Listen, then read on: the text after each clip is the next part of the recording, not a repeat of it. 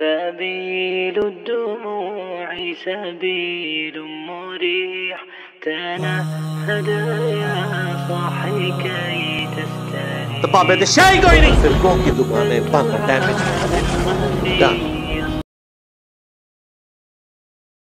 سورۃ البقرہ آیت نمبر 187 احل لکم لیلۃ الصیام الرفث الی نسائکم، تمہارے لیے حلال کر دیا گیا ہے رمضان کی راتوں میں اپنی بیویوں کے ساتھ ازدواجی تعلق. ہن لباس لکم وانتم لباس لہن، تمہاری بیویاں تمہارا لباس ہے اور تم ان کا لباس. لباس اور جسم میں کوئی پردہ نہیں ہوتا. میاں بیوی ایک دوسرے کی عفت اور عصمت کی حفاظت کرنے کے اعتبار سے بھی لباس ہیں اور باقی بھی لباس تو ہیں.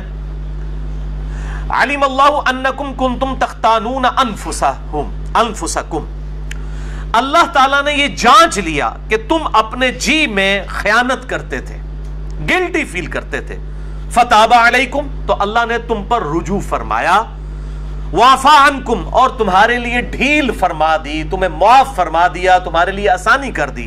فالآن باشروہن، پس آؤ اور اپنی بیویوں کے ساتھ ازدواجی تعلق قائم کرو. وابتغوا ما کتب اللہ لکم، اور اللہ سے طلب کرو جو اللہ نے تمہارے لیے مقدر کیا ہے، یعنی کہ نیک اولاد. اس آیت کے کانٹیکسٹ میں صحیح بخاری کے اندر انٹرنیشنل نمبر کے مطابق 4508 نمبر حدیث ہے. برا بن عازب رضی اللہ تعالیٰ عنہ کہتے ہیں کہ صحابہ کرام کے دو گروہ تھے. ایک وہ تھے کہ جب رمضان کے روزے فرض ہوئے تو دن کے وقت تو ظاہر ہے کہ وہ بیویوں کے ساتھ ازدواجی تعلق نہیں رکھتے تھے روزے کی وجہ سے، لیکن بعض ایسے تھے جو رات کے وقت بھی اپنی بیویوں کے ساتھ تعلق نہیں رکھتے تھے اور وہ سمجھتے تھے کہ یہ رمضان پورے کا پروٹوکول ہے. اور بعض ایسے تھے جو رات کے وقت تعلق قائم کرتے تھے اور وہ یہ سمجھتے تھے کہ یہ روزہ تو کھل چکا ہے، اب کوئی مسئلہ نہیں ہے، اور وہ لوگ حق پر بھی تھے. لیکن ساتھ ہی ان کے دل میں گلٹ بھی رہتا تھا. یہ جو الفاظ آئے نا کہ کنتم تختانون انفسکم، تم اپنے جی میں خیانت محسوس کرتے تھے. خیانت ہے نہیں تھی لیکن اندر سے محسوس کرتے تھے کہ واضح حکم نہیں آیا، کہیں ہم غلطی نہ کر رہے ہو. تو اللہ تعالیٰ نے پھر حکم نازل فرما دیا تاکہ تمہارے لیے آسانی ہو جائے. تو پھر اللہ تعالیٰ نے یہ آیات نازل فرمائی کہ کوئی اس میں ممانعت نہیں ہے. دن کے وقت یہ پروٹوکول ہے، روزے کا کھانا پینا اور ازدواجی تعلق والا معاملہ جو ہے اس سے بچنا ہے. رات کے وقت کا یہ معاملہ نہیں ہے. وَكُلُوا وَاشْرَبُوا حَتَّى يَتَبَيَّنَ لَكُمُ الْخَيْطُ الْأَبْيَضُ مِنَ الْخَيْطِ الْأَسْوَدِ، اور کھاتے پیتے رہو سحری کے وقت یہاں تک کہ جو سفید ڈورا ہے وہ رات کے جو سیاہ ڈورا ہے اس سے ممتاز ہو جائے. من الفجر، فجر کے وقت، یعنی فجر کے وقت جب آپ مشرق کی طرف منہ کریں تو سیاہی ہوتی ہے. جب فجر کا وقت داخل ہونے والا ہوتا ہے اس سے کافی دیر پہلے ہی ہلکی ہلکی سفیدی ظاہر ہوتی ہے کیونکہ سورج اوپر آ رہا ہوتا ہے ود رسپیکٹ ٹو زمین. اس کو ہم کہتے ہیں صبح کاذب، یعنی جھوٹی صبح. اس کے بعد پھر وہ روشنی ذرا نمایاں ہوتی ہے اور بالکل سفید افق پہ پھیل جاتی ہے. اس سے اوپر بلیک ہوتا ہے سارا معاملہ اور نیچے ہوتا ہے سفید. اس کو ہم کہتے ہیں صبح صادق. اس وقت فجر کا وقت داخل ہو جاتا ہے. وہ کالا اور سفید ڈورا ہے. فجر کا وقت داخل ہو جاتا ہے اور سحری کا وقت ختم ہو جاتا ہے. اور پھر جب سورج کی ٹکیا باہر آنا شروع ہوتی ہے اس وقت فجر کا وقت بھی ختم ہو جاتا ہے. تو یہ کہا جا رہا ہے فجر کے وقت جو سفید اور سیاہ ڈورے ہیں جب وہ ممتاز ہو جائیں، یعنی صبح کاذب صبح صادق میں کنورٹ ہو جائے، پھر کھانا پینا چھوڑ دو.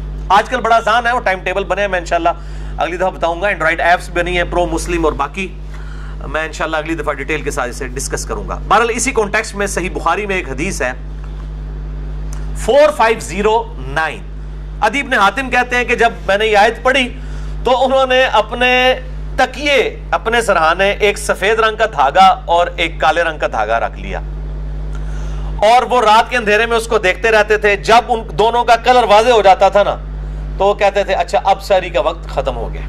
تو نبی صلی اللہ علیہ وآلہ وسلم کو آ کر عرض کی تو آپ صلی اللہ علیہ وسلم مسکرائے اور آپ نے مزاح کے طور پہ فرمایا کہ تیرا تکیہ اتنا چوڑا ہے کہ آسمان کے ڈورے اس کے نیچے آ جاتے ہیں. اس سے مراد آسمان کے ڈورے ہیں، آسمان پہ جو سفید اور سیاہ ڈورا ہے، یہ والے ڈورے نہیں ہیں۔ اس سے یہ بات پتہ چلی کہ اجتہاد صحابی کا بھی غلط ہو سکتا ہے صحیح حدیث کے مقابلے پہ۔ اب انہوں نے اجتہاد ہی کیا نا، تو نبی صلی اللہ علیہ وسلم کی صحیح حدیث انہیں پہنچی تو ان کو پتہ چلا کہ یہ اجتہاد غلط تھا۔ یہ پکی ہے خصوصاً اپنے مقلدین علماء اور بھائیوں کے لیے جو کہتے ہیں جی اجتہاد، تو یہ اجتہاد کو ہم بھی مانتے ہیں، لیکن کتاب و سنت اجماع کے بعد۔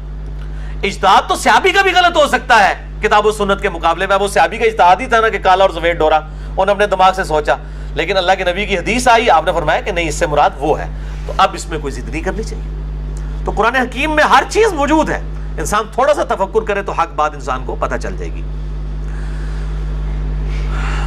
ثم اتم الصیام الی اللیل، اور پھر اس کے بعد روزے کو رات تک مکمل کرو۔ اب یہ بڑا کڑوا ٹاپک ہے اور بون آف کنٹینشن ہے سنی اور شیعہ کے درمیان۔ میں انشاءاللہ اگلی دفعہ یہ مسئلہ بھی حل کر دوں گا۔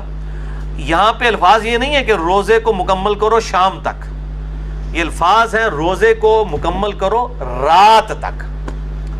اور رات کی ڈیفینیشن کے اعتبار سے جو اختلاف پایا جاتا ہے، میرے نزدیک سنی اور شیعہ دونوں ہی اپنی جگہ موقف پہ درست ہیں، اور بسا اوقات سنی علماء جو ہیں وہ شیعہ کے ساتھ بالکل خیانت کر رہے ہوتے ہیں اس مسئلے میں، اور بعض اوقات شیعہ جو ہیں وہ اہل سنت کے ساتھ خیانت کر رہے ہوتے ہیں۔ میں انشاءاللہ اگلی دفعہ اس مسئلے کو ڈسکس کروں گا۔ اور دونوں نے ون سائیڈڈ باتیں پکڑی ہوئی ہیں۔ اب یہ سارے حدیث بتا رہے ہوتے ہیں جی افطار میں جلدی کرو، حالانکہ یہ بھی حدیث موجود ہے قیامت والے دن آپ صلی اللہ علیہ وسلم کو ایسا منظر بھی دکھایا گیا ہے کہ دوزخ کے اندر لوگ الٹے لٹکے ہوئے ہیں جو وقت سے پہلے روزہ کھول لیا کرتے تھے۔ اب ہم یہ پوچھتے ہیں یہ وقت سے پہلے کھولنے والے کون ہیں؟ اہل تشیع کے بارے میں تو یہ ہے کہ وہ لیٹ کھولتے ہیں، پہلے کون کھول رہے ہیں؟ پہلے وہ کھول لیں جن کے ٹائم ٹیبل غلط بنے ہوئے ہیں۔ ان کو شرم بھی نہیں آتی، ہر سال لوگوں کے روزے ہیں وہ جی افطار میں جلدی کریں۔ افطار میں جلدی کا یہ مطلب تو نہیں کہ آپ روزہ ابھی گروپ پورا بھی نہیں ہوا اور آپ کے بزرگ بابے غلط ٹائم ٹیبل بنا گئے ہوئے ہیں، آپ ان کے مطابق چلیں۔ ہمارے جیلم میں تو میں نے خصوصاً اہل حدیث مکتبہ فکر کے تو روزے شاید 25-30 سال سے کسی کا بھی صحیح نہ ہو، کیونکہ ان کا ٹائم ٹیبل مغرب کے وقت 4-5 منٹ جو ہے وہ پہلے ہے، اور کئی بار بالکل آپ بلند مقام پہ چڑھے تو آپ کو روشنی نظر بھی آئے گی۔ ان کو بتایا کہ بھی آپ دارالاسلام پبلیکیشن خود اہل حدیث کا ادارہ ہے، ان کا آپ ٹائم ٹیبل دیکھ لیں، اس میں 4-5 منٹ کا آپ کا فرق ہے۔ تو یہ انشاءاللہ میں اگلی دفعہ اس کو ڈسکس کروں گا، چھوڑوں گا نہیں، کیونکہ اللہ تعالیٰ نے جڑی شے مسلط کر دیتی ہے وہ تو پھر مسلط ہوئے گی انشاءاللہ تعالی۔ وَلَا تُبَاشِرُوهُنَّ وَأَنْتُمْ عَاكِفُونَ فِي الْمَسَاجِدِ، اور عورتوں کے ساتھ ازدواجی تعلق مت قائم کرو جب تم مسجدوں میں اعتکاف کیے ہوئے ہو۔ اس سے یہ بات پتہ چلی کہ عورت بھی مسجد میں اعتکاف کر سکتی ہے، لیکن میں نے پچھلی دفعہ بتایا تھا جب حالات فیوریبل ہوں۔ آج کے جو حالات ہیں اس کے اندر بہتر یہ ہے کہ عورت گھروں میں ہی اعتکاف کرے۔ اس کی وجہ یہ ہے کہ آج کل یہ سیلفی فون اور یہ باقی جو بیماریاں ہیں اس کی وجہ سے کچھ ہو جائے گا، اللہ یہ کہ جہاں پہ آپ کو کنفرم ہو کہ اس طرح کی کوئی بےہودگی نہیں ہے تو وہاں پر سیکیورٹی بھی ہو ہر اعتبار سے۔ تو جب تم مسجدوں میں اعتکاف کرو تو پھر مسجد میں اعتکاف کرنے والا اپنی بیوی کے ساتھ ازدواجی تعلق قائم نہیں کر سکتا اگر اس کی بیوی نے بھی ساتھ اعتکاف کیا ہوا ہے۔ تلک حدود اللہ، یہ اللہ کی حدیں ہیں، فلا تقربوها، اور ان حدوں کے قریب بھی مت پھٹکنا۔